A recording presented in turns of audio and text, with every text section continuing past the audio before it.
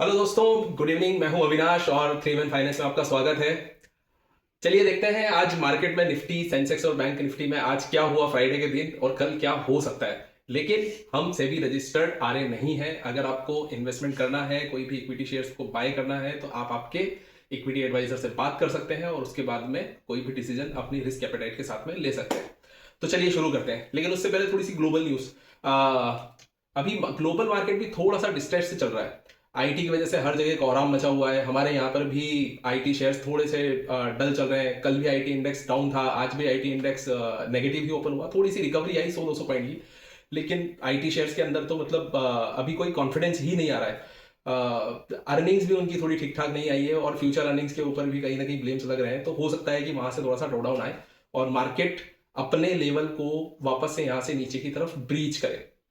सिर्फ एक ही चीज है, बैंक निफ्टी ने मार्केट को संभाला हुआ है। अदरवाइज मार्केट में अभी कहीं से कहीं तक कोई भी कॉन्फिडेंस नहीं दिख रहा है। एफआईआईस 3 दिन छोटी छोटी बाइंग करते हैं, 100-100 200-200 करोड़ की, 500-500 करोड़ की, और एकदम से 2000 2500 3000 करोड़ की सेलिंग करके चले जाते हैं। सो बाय द वे, चलिए देखते हैं बैंक निफ्टी निफ्टी और निफ्टी में आज क्या हुआ।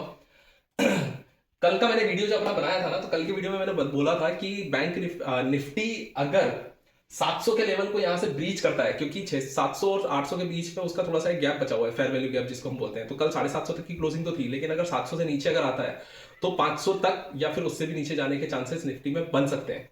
हुआ वही, गैप डाउन हुआ मार्केट, और उसके बाद में 915 ईएमए का सपोर्ट या यूं कहेंगे रेजिस्टेंस लेते लेते लेते लेते मार्केट ने पूरे दिन ड्रॉ डाउन करते हुए और फाइनली 450 का लो बनाया। आज 500 का लो तोड़ा, 2-3 बार ट्राई किया उसने मार्केट में 500 को तोड़ने का।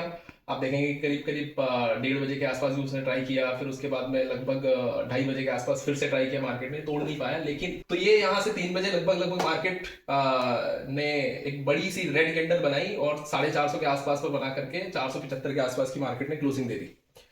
अब ये इन सारी रेड और ग्रीन कैंडल्स में आपको सिर्फ एक ही चीज नजर आ रही होगी कि शुरुआत में नीचे से प्रेशर था, बाइंग का प्रेशर, लेकिन धीरे धीरे जैसे ही अपने 15 ईएमए के पास में जा रहा था ना, वहां से स्ट्रॉन्ग सेलिंग चालू हो गई। यही चीज है जो मार्केट में एक डराने वाली है। हमको ऐसा लग रहा है कि यार कि मार्केट में यहां से सेलिंग प्रेशर अब बनेगा। डाउ जोन्स की अगर बात करें ना, तो अमेरिकी बाजार भी थोड़े से नेगेटिव है, और डाउ जोन्स अगर यहां से 1500 पॉइंट अगर नीचे जाता है तो ग्लोबल मार्केट में सेल ऑफ आने की हो सकती है। जितनी भी लॉन्ग पोजीशंस यहाँ पर बनी हुई है वो सारी की सारी निकाल देनी ही करेक्ट होगी हाल फिलहाल के लिए। सेंसेक्स बैंक निफ्टी देखेंगे तो 2-3 दिन से तो रेंज बाउंड ही घूम रहा था, लेकिन फाइनली आज जहां एसबीआई ने बैंक निफ्टी को संभाला हुआ था, आईसीआईसीआई एसबीआई ने most of the bank Nifty को संभाला हुआ था, आज बैंक निफ्टी का भी सबर टूट गया और 60,000 के नीचे आकर के 60,000 तक आया और 60,100 के आसपास की वो क्लोजिंग, 200 के आसपास की क्लोजिंग दी। लेकिन ये क्लोजिंग इंपॉर्टेंट नहीं है। क्लोजिंग होती अगर 300 के ऊपर तो इंपॉर्टेंट होती, क्योंकि वही चीज दिख रही है, सेल ऑफ हर जगह से आ रहा है। अगर हम सेंसेक्स की भी बात करें तो सेंसेक्स भी अगर आप देखेंगे कि करीब करीब 1000 पॉइंट आज टूटा है। जो मार्केट ने 3-4 दिन में गेन किया था अच्छा खासा ट्रेड डील होने के बाद में, वो सारा का सारा पिछले 2 दिन के अंदर वाइप आउट हो गया। मार्केट ने पूरा का पूरा अपना गेन कहीं ना कहीं पूरा खत्म कर दिया। इसके पीछे आईटी सबसे बड़ा हाथ रहा है, और दूसरा है जो एआई फियर जो चल रहा है मार्केट के अंदर, जो कि हर स्टॉक हर एक सेगमेंट के अंदर अपनी पकड़ बनाते हुए जा रहा है। चाहे वो फूड सेगमेंट हो, चाहे वो डिलीवरी सेगमेंट्स हो, चाहे वो आपके एजुकेशन सेगमेंट हो। आप देखेंगे फिजिक्स वाला के शेयर्स भी डाउन हो गए थे अपने इंडिया के अंदर। तो वो सारी चीजें, कॉग्निसेंट की आप बात करें, इन्फोसिस की बात करें, 10-10 15-15% डाउन है यार। मार्केट में थोड़ा सा जब यहाँ पर 82,000 के आसपास, 82,500 के आसपास जब आया, तब थोड़ा सा लगा कि मार्केट मूवमेंट ऊपर की तरफ दे सकता है, लेकिन 15 ईएमए का रेजिस्टेंस लेकर के मार्केट ने फिर से सेलिंग ऑफ चालू कर दी। कई लोग यहाँ पर ट्रैप जरूर हुए होंगे डॉजी कैंडल पे, लेकिन डॉजी कैंडल के ऊपर कई लोगों ने, अगर मेरी पुराने वीडियोस भी अगर देखे ना, तो हमने कहा हुआ है कि डॉजी के ऊपर जब तक कोई कैंडल क्लोज नहीं होती है, चाहे यहाँ की बात हो चाहे निफ्टी की बात हो, कोई भी कैंडल डॉजी के ऊपर क्लोज नहीं हो रही है। ये एक ट्रैप था, और इस ट्रैप के बाद में डायरेक्टली आप देखिए कितना बड़ा सेल ऑफ आया है। कल के लिए मार्केट में जो सपोर्ट और रेजिस्टेंस काम करेगा, सपोर्ट वही है 25,630। अगर उसके ऊपर क्लोजिंग होती है तो हम फर्दर इंक्रीमेंट देख सकते हैं निफ्टी के अंदर भी। अगर ये कल भी नेगेटिव ओपन होता है तो फिर मार्केट के लिए बहुत बड़ा आप कह सकते हैं कि करीब करीब 25,100 एक अहम सपोर्ट है, अदरवाइज मार्केट यहां से सेल ऑफ की तरफ चला जाएगा।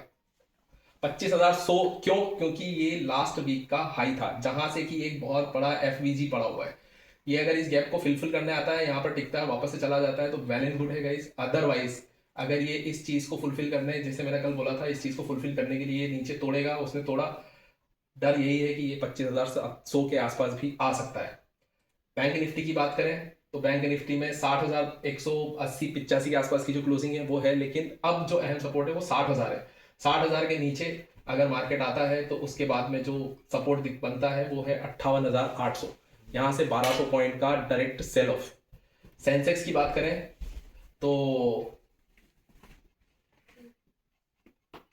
सेंसेक्स में भी करीब करीब 81,800 का यहाँ से एक अहम सपोर्ट है। उससे पहले जो सपोर्ट बन रहा है वो है